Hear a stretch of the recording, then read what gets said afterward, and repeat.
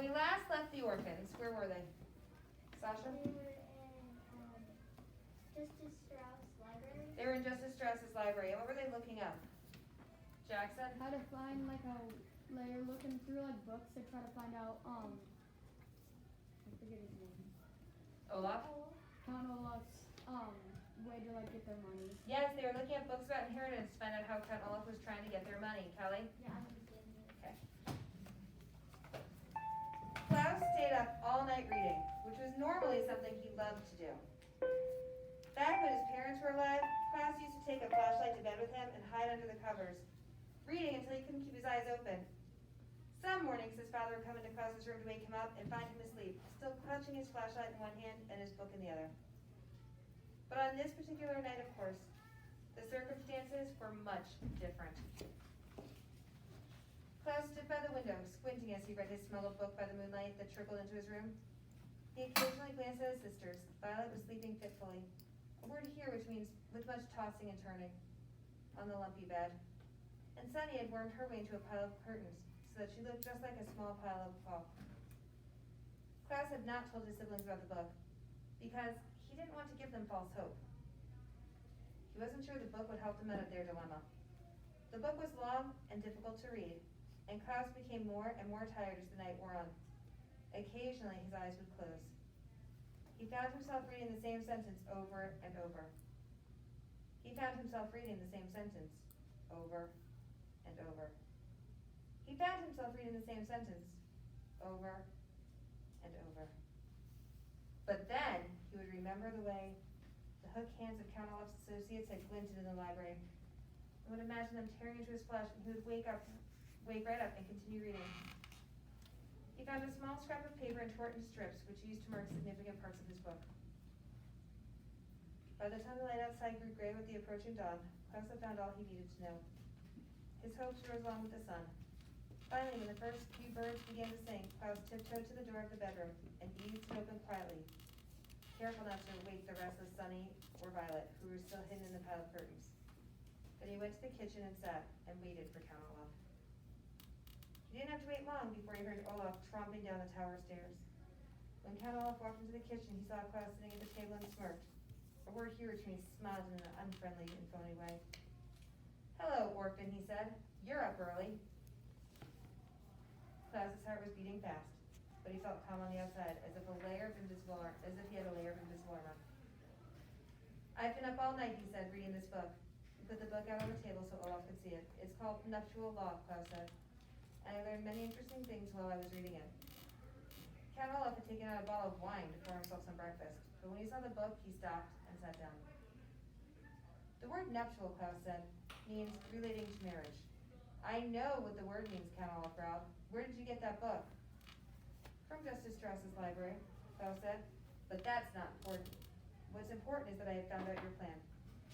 "Is that so?" Count Olaf said, one eyebrow raising. "And what is my plan, you little runt?" Klaus ignored the insult and opened the book to where the scraps of paper was marking his place.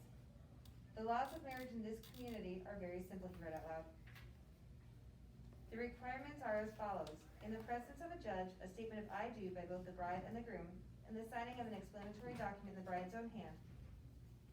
Klaus put down the book and pointed at Count Olaf. "If my sister says I do and signs a piece of paper, while Justice Strauss is in the room, then she is legally married. This play you're putting on shouldn't be called the marvelous marriage. It should be called the menacing marriage. You're not going to marry Violet figuratively. You're going to marry her literally. This play won't be pretend, it will be real and binding." Okay, quick note, eyes up here. Do you notice how they said in this community that's how marriage works? Yeah.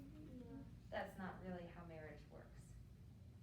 That's how marriage works for the story, to make the plot interesting.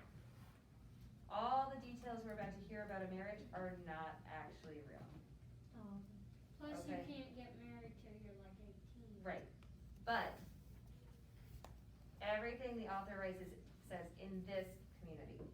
They're not the laws for the United States of America. They're not the laws for any country. It's a law for the fictional place that we don't even know the time period of. Okay? Are you with me? So what we're about to read is not legally real. Okay?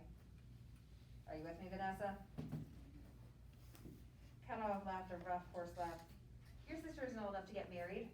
She can't get married if she has permission from a legal guardian acting in loco parentis, Klaus said. I read that too. You can't fool me. Why in the world would I actually want to marry your sister? It's true she's very pretty, but a man like myself can acquire any number of beautiful women. Klaus turned to a different section of nuptial law. A legal husband, he read out loud, has the right to control any of the money in possession of his legal wife. Again, that's not real. That's just in this book. Klaus gazed at Count Olaf in triumph. You're going to marry my sister to gain control of the Baudelaire fortune, or at least that's what you plan to do. When I show this information to Mr. Poe, your play will not be performed, and you will go to jail. Count Olaf's eyes grew very shiny, but he continued to smirk at Klaus. This was surprising. Klaus had guessed that once he announced what he knew, this dreadful man would have been very angry, even violent. After all, he'd had a furious outburst just because he wanted roast beef. Surely he'd be even more enraged to have his plan discovered. But Count Olaf just sat there as calmly as if he were discussing the weather. I guess you found me out, Olaf said simply. I suppose you're right. I'll go to prison, and you and the other orphans will go free. Now why don't you run up to your room and wake your sisters? I'm sure they'll want to know all about your grand victory over my evil ways. Klaus looked closely at Count Olaf, who was continuing to smile as if he had just told a clever joke. Why wasn't he threatening Klaus in anger, or tearing his hair out in frustration, or running to pack his clothes and escape? This wasn't happening at all the way Klaus had pictured it. Well, I will go tell my sisters, he said, and walked back to his bedroom. Violet was still dozing on the bed, and Sunny was still hidden beneath the curtains. Klaus woke Violet up first. I stayed up all night reading, Klaus said breathlessly as his sister opened her eyes, and I discovered what Count Olaf is up to. He plans to marry you for real. When you and Justice Strauss and everyone all think it's just a play. Once he's your husband, he'll have control of our parents' money, so he can dispose of us. How can he marry me for real, she said. It's only a play. It's the only legal requirement of marriage in this community, Klaus explained, holding up nuptial law to show his sister what he'd done with the information. Are you saying I do, and signing a document in your own hand in the presence of a judge, like Justice Strauss? But surely I'm not old enough to get married, Violet said. I'm only 14. Girls under the age of 18, Klaus said, flipping through another part of the book, can marry if they have permission of their legal guardian. That's Count Olaf. Again, that's in that fictional world. Fair enough. Just like when you read other rules, if you read Harry Potter, the rules at Hogwarts are not the rules of a regular school. And, no matter what, you have to be 18 for that to get married? All the laws are different. We're not gonna get into all that. But yes, you should be old. Oh no, Violet cried. What can we do? We can show this to Mr. Poe, Klaus said, pointing to the book, and he will finally believe us that Count Olaf is up to no good. Quick, get dressed while I wake up Sunny, and we can be at the bank by the time it opens. Violet, who usually moved very slowly in the mornings, nodded and immediately got out of bed and went to the cardboard box to find some proper clothing. Klaus walked over to the lump of curtains to wake up his younger sister. Sunny, he called out kindly, putting his hand where he thought his sister's head was. Sunny! There was no answer. Klaus called out, Sunny, again, and pulled away the top fold of the curtains to wake up the youngest Baudelaire child. Sunny, he said, but then he stopped. For underneath the curtain was nothing but another curtain. He moved aside all the layers, but found his little sister was nowhere to be found. Sunny! He yelled, looking around the room. Violet dropped the dress she was holding and began to help him search. They looked in every corner under the bed, even inside the cardboard box, but Sunny was gone. Where can she be? Violet asked worriedly. She's not the type to run off. Where can she be indeed? Said a voice behind them, and the two children turned around. Count Olaf was standing in the doorway, watching Violet and Klaus as they searched the room. His eyes were shining brighter than they'd ever had, and he was still smiling like he had just uttered a joke. Yes, Count Olaf continued, it certainly is strange to find a child missing, and one so small and helpless. Where's Sunny? Violet cried. What have you done with her? Count Olaf continued to speak as if he had not heard Violet. But then again, one sees strange things every day. In fact, if you two orphans follow me to the backyard, I think we will all see something rather unusual. The Baudelaire children didn't say anything, but followed Count Olaf through the house and out the back door. Violet looked around at the small, scraggly yard in which she had not been since she and Klaus had been forced to chop wood. The pile of logs they had made was still lying there untouched, as if Count Olaf had merely made them chop logs for his own amusement, rather than for any purpose. Violet shivered, still in her nightgown, but as she gazed here and there, she saw nothing unusual. You're not looking in the right place, Count Olaf said, for children who read so much, you two are remarkably unintelligent. Violet looked over in the direction of Count Olaf, but could not meet his eyes. The eyes on his face, that is. She was staring at his feet and could see the tattooed eye, which had been watching over the Baudelaire orphans since their troubles had begun. Then her eyes traveled up to Count Olaf's lean, shabbily dressed body, and she saw that he was pointing up with one scrawny hand. She followed his gesture and found herself looking at the Forbidden Tower. It was made of dirty stone, with only one lone window, and just barely visible in that window was what looked like a bird cage. Oh no, Klaus said in a small, scared voice, and Violet looked again. It was a bird cage, dangling from the tower window like a flag in the wind, but inside the bird cage she could see a small and frightened Sunny. When Violet looked closely, she could see there was a large piece of tape across her sister's mouth and the ropes around her body. She was utterly trapped. Let her go, Violet said to Count Olaf. She's done nothing to you, she's an infant. Well now, Count Olaf said, sitting on the stump. If you really want me to let her go, I will, but surely even a stupid brat like you might realize if I let her go, or more accurately, if I ask my comrades to let her go. Poor little Sunny might not survive the fall down from the ground. That's a 30-foot tower, which is a very long way for a very little person to fall, even when she's inside a cage. But if you insist, no, Klaus cried, don't. Violet looked into Count Olaf's eyes, and then at the small parcel that was her sister, hanging from the top of the tower and moving slowly in the breeze. She pictured Sunny toppling from the tower and onto the ground, pictured her sister's last thoughts of being sheer terror. Please, she said to Olaf, feeling tears in her eyes, she's just a baby. We'll do anything, anything. Just don't harm her. Anything? Count Olaf asked, his eyebrows raising. He leaned in towards Violet and gazed in her eyes. Anything? Would you, for instance, consider marrying me during tomorrow night's performance? Violet stared at him. She had an odd feeling in her stomach, as if she were the one being thrown from a great height. The really frightening thing about Olaf, she realized, is that he was really very smart after all. He wasn't merely an unsavory drunken brute, but an unsavory, clever drunken brute. While you were busy reading books and making accusations, Count Olaf said, I would have made quite as sneaky as assistant skulk into your bedroom and steal a little Sunny away. She is perfectly safe for now, but I consider her to be a stick behind a stubborn mule. Our sister is not a stick, Klaus said. A stubborn mule, Count Olaf explained. Does not move in the direction its owner wants to. In that way, it is like you children, who insist on mucking up my plans. Any animal owner will tell you that a stubborn mule will move in the proper direction if there is a carrot in front of it and a stick behind it. It will move forward toward the carrot because it wants the reward of food, and away from the stick because it does not want the punishment of pain. Likewise, you will do what I say to avoid the punishment of the loss of your sister, and because you want the reward of surviving this experience. Now, Violet, let me ask you again. Will you marry me? Violet swallowed and looked down at Count Olaf's tattoo. She could not bring herself to answer. Come now, Count Olaf said, and his voice making a word which here means feigning kindness. He reached out a hand and stroked Violet's hair. Would it be so terrible to be my bride, to live in my house for the rest of your life? You're such a lovely girl. After the marriage, I won't dispose of you like your brother and sister. Violet imagined sleeping beside Count Olaf and wake up each morning to look at this terrible man. She pictured him wandering around the house trying to avoid him all day, and cooking for his terrible friends at night, perhaps every night for the rest of her life. But then she looked at her helpless sister, and knew what her answer must be. If you let Sunny go, she said finally, I will marry you. I will let Sunny go, Count Olaf answered, after tomorrow night's performance. In the meantime, she'll remain in the tower for safekeeping. And as a warning, I will tell you that my assistants will stand guard at the door to the tower staircase, in case you're getting any ideas.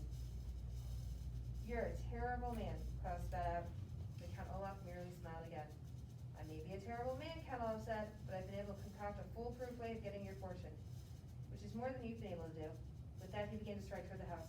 Remember that, orphans, he said. You may have read more books than I have, but it didn't help you gain the upper hand in this situation. Now give me that book which gave you such grand ideas, and do the chores assigned to you. Klaus sighed and relinquished, a word here which means gave Count Olaf, even though he didn't want to, the book on nuptial law. He began to follow Count Olaf into the house, but Violet stayed still as a statue. She hadn't been listening to that last speech on Count Olaf's, knowing it would be full of the usual self-congratulatory nonsense and despicable insults. She was staring at the tower, not at the top, where her sister was dangling, but the whole length of it. Klaus looked back at her and saw something he hadn't seen in quite some time. To those who hadn't been around Violet long, nothing would have seemed unusual. But those who knew her well knew that when she tied her hair up in a ribbon to keep it out of her eyes, it meant that the gears and levers of her inventing brain were whirring at top speed. Now we're getting some dramatic parts, right? No, I don't want Keep it going. like this. Alright, I'm going to let you work again in a minute. You have to explain Count Olaf's plans. That's in your own words. Talk about what Count Olaf is trying to do. At the end of chapter 8, Klaus and Violet couldn't find Sunny. Why did Olaf kidnap Sunny and use text evidence to support your answers? At the end of chapter 9, Violet tied up her hair with a ribbon. What caused her to tie up her hair? That means, why was she tying up her hair? What can the reader infer from this information? What does infer mean? To know. To kind of know, right? Does somebody directly tell you when you're making an inference? No. Earlier when the weather got bad, and you saw Mr. Mink and I in the doorway real quick, each looking at our phone, could you infer that something was about to happen? We didn't tell you right away, but you were able to use your brain and think, oh my goodness, this is out of the ordinary. I know the weather is bad. I know we're wearing our tags. I can infer that there's a problem. Look at the next page, please. Text features. Text features are just ways of making the writing look different to keep it more interesting. Did you know that when you're writing, you're actually in control of what your reader reads and how fast they read it? You're in charge of that. If you write shorter paragraphs, sometimes your reader will read through them more quickly. But look at this list. Emphasized text means it could be bolded, italicized, or capitals. And there are examples there of each one. A chapter index, you know what an index is. That's where you list the chapters. Illustrations are just pictures, right, Lauren? Paragraphing, like you could have a long paragraph and a short paragraph and a long paragraph and a short paragraph. Dialogue is when two people speak to each other. Quotations would be, you can use quotations from other people. Dedications, this book is dedicated. If you'll remember from our first day, let me find the dedication page. To Beatrice, darling, dearest, dead. So sometimes the dedications, that kind of tells us like, wow, this book is kind of different than what we've normally read. Sometimes the dedications are, to my wonderful family, thank you for all of your support. Sometimes they're like this. So sometimes they start the story off in a different way, and sometimes they're really just a thank you to the people who helped write them. You're going to have to find 3 different examples of text features. You can go through the whole book. So you're looking for, you don't need to find 3 of each of these. You just need to find 3 times that one of these is used. Are you going to be able, do you have to find all of these? No, because you only need to find 3. On the back with the vocabulary, write what each person is saying using at least one vocab word in the sentence. So you're not going back in the book for this. You're going to think about what they're saying. Your word choices, you should not be doing that yet. We're going through directions. Yes, honey? What's with that? Mr. Pope. Incentive, fitfully, skulk, standoffish, nuptial, dispose, notorious, dilemma, concoct, hastily, unsavory, and relinquish. Those are your words from the front of the page. So if you don't remember what they mean, look back. Now, there are 12 words here, and only 4 speech bubbles. Do you need to use all 12 words? No. No, because it says, Vanessa, use at least 1. So if you use at least 1, what's the minimum number of words you're allowed to use on this activity? 1 in each one would be 4 words. Can you use more than 4 words? Yes, challenge yourselves. Do you have to use all 12? No. But if you come ask me this question again in a few minutes, I'm going to change my answer to yes. So one more time, do you have to use all 12? Does this have to be in cursive, do you think? No, the speech bubbles don't. Do the inside questions have to be in cursive? Are we good? All right, Jackson, cut. I can't do cursive. I know.